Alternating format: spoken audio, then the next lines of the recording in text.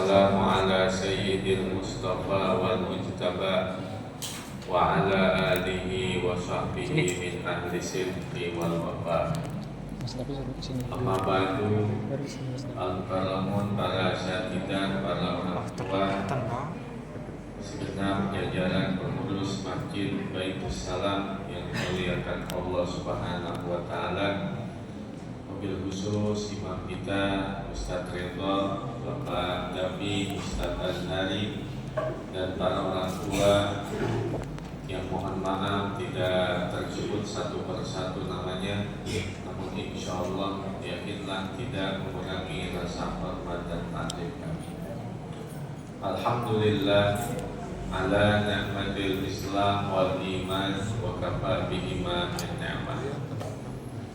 Kita selalu berdoa dan bermohon kepada Allah Subhanahu wa taala, mudah-mudahan seluruh aktivitas ibadah yang telah, sedang, dan akan kita lakukan selama di bulan Ramadan ini menjadi ibadah yang diterima dan dikabul oleh Allah Subhanahu wa taala, menjadi ibadah yang mardiyah, ibadah yang makbulah, yang senantiasa mendatangkan keberkahan dan keridhaan Allah Subhanahu wa taala. Ma'asyiral muslimin wal muslimat rahimakumullah. Satu keberuntungan yang didapatkan seorang manusia dalam kehidupan dunia ini adalah ketika Allah Subhanahu wa taala memberikan kepadanya kemudahan untuk melakukan berbagai macam aktivitas ibadah. Apalagi ibadah yang dilakukan di bulan Ramadan ini, di mana perkara-perkara yang sunnah ditulis sebagai ibadah yang wajib, dan ibadah yang wajib dilipat gandakan sampai 70 kali lipat. Maka hakikat Ramadan adalah bulan panennya pahala untuk umat Nabi Muhammad sallallahu alaihi wasallam. Bahkan di antara cara Allah Subhanahu wa taala untuk meningkatkan kualitas ibadah umat ini dengan kualitas ibadah umat terdahulu yang notabene diberikan usia-usia yang panjang adalah dengan diimbangi Lailatul Qadar yang hanya ada di bulan Ramadan.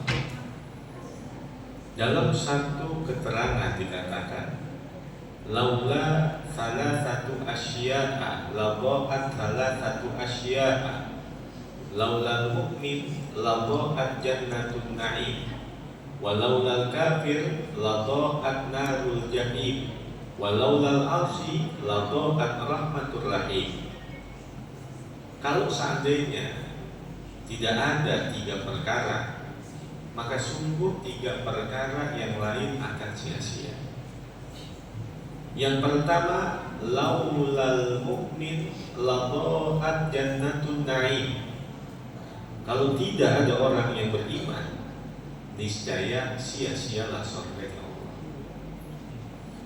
Kalau kita menyaksikan di dalam kehidupan ada orang yang ahli ibadah, orang yang ahli taat, orang yang saleh, orang yang baik, berperilaku yang baik, ucapan yang baik, maka memang mereka adalah orang-orang yang dipersiapkan oleh Allah Subhanahu wa taala untuk menempati surganya. Yang kedua, walaulal kafir la dha'at narul jahim. Kalau tidak ada orang yang kafir, maka sungguh sia-sia nerakanya Allah Subhanahu wa taala. Sehingga ketika kita menyaksikan orang yang selalu berbuat zalim, kemungkaran, kezaliman dan lain sebagainya, maka kita tanamkan di dalam hati kita, mereka adalah memang orang yang dipersiapkan oleh Allah untuk menempati nerakanya. Bahkan di dalam kitab Al-Adabul Mufrad lil Imamil Bukhari radhiyallahu ta'ala anhu wa arda, diriwayatkan datang seorang perempuan kepada Nabi kita Muhammad sallallahu alaihi wasallam. Perempuan ini berkata, "Ya Rasulullah, innalana jaratan somat naharoha wa qamat lailaha walakin tubdi jiranaha bilisaniha fakaifa hiya ya Rasulullah." Kata ini perempuan, "Ya Rasul, saya memiliki tetangga yang aku perhatikan rajin sholat sunnahnya, rajin puasa sunnahnya, rajin melakukan berbagai macam aktivitas ibadahnya.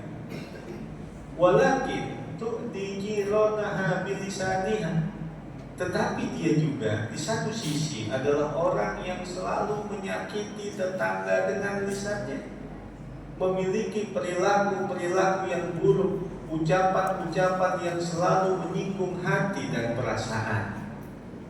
Tapi di satu sisi dia adalah orang yang ahli ibadah, di satu sisi dia adalah orang yang buruk akhlaknya. Fakaifa hiya ya Rasulullah, bagaimana keadaan orang seperti itu ya Rasulullah?" Maka Nabi kita Muhammad sallallahu alaihi wasallam tidak berpanjang-panjang kalam. Beliau hanya berkata, "La khaira fiha fa ma'wahan nar." Tidak ada kebaikan untuk manusia itu sedikit pun, tempatnya adalah di neraka. Dalam kajian ilmu usul fiqih ada dikenal mafhum mukhalafah, mafhum muwafaqah. Artinya orang yang ahli ibadah, yang memiliki akhlak budi pekerti yang buruk, kata Nabi, tempatnya di neraka. Kira-kira bagaimana orang yang bukan ahli ibadah, tempatnya tidak lain adalah di neraka apabila dia diiringi dengan akhlak budi pekerti yang buruk. Di zaman Bani Israel ada seorang pelacur yang masuk ke dalam surga, mendapatkan ampunan Allah Subhanahu wa ta'ala lantaran pelacur ini memberikan minum kepada seekor anjing. Di satu sisi juga ada orang yang ahli ibadah di zaman Bani Israel masuk ke dalam neraka lantaran menyiksa seekor kucing. Pelacur yang memberikan pertolongan kepada seekor anjing mendapatkan ampunan Allah. Ahli ibadah yang menyiksa seekor kucing mendapatkan siksa dan nerakanya Allah.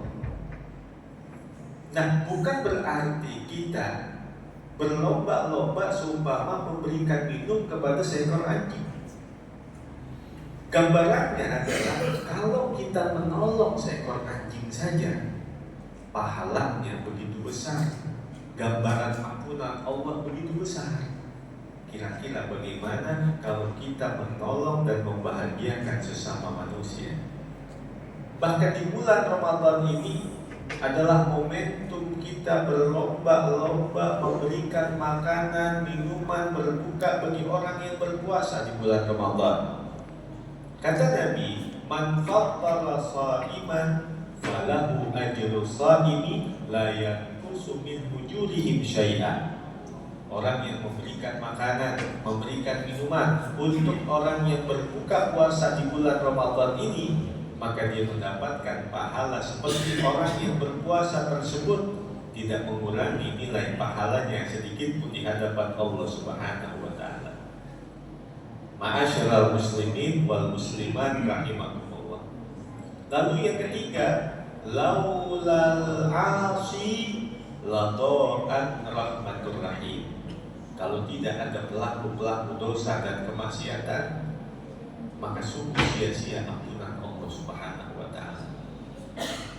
Berarti ketika kita menyaksikan kemaksiatan, kemungkaran, kita tidak boleh membenci manusianya. Yang kita benci adalah perbuatannya. Karena mungkin barangkali kita hanya mampu menyaksikan kemaksiatannya, tetapi kita tidak mengetahui taubatnya. Jangan-jangan dia sudah bertaubat, dia sudah menyesali segala perbuatan-perbuatan dosanya dan mendapatkan ampunan Allah Subhanahu wa ta'ala, tetapi kita masih memandangnya sebagai orang yang tidak baik, sebagai pelaku-pelaku dosa dan kemaksiatan. Ma'asyiral muslimin wal muslimat.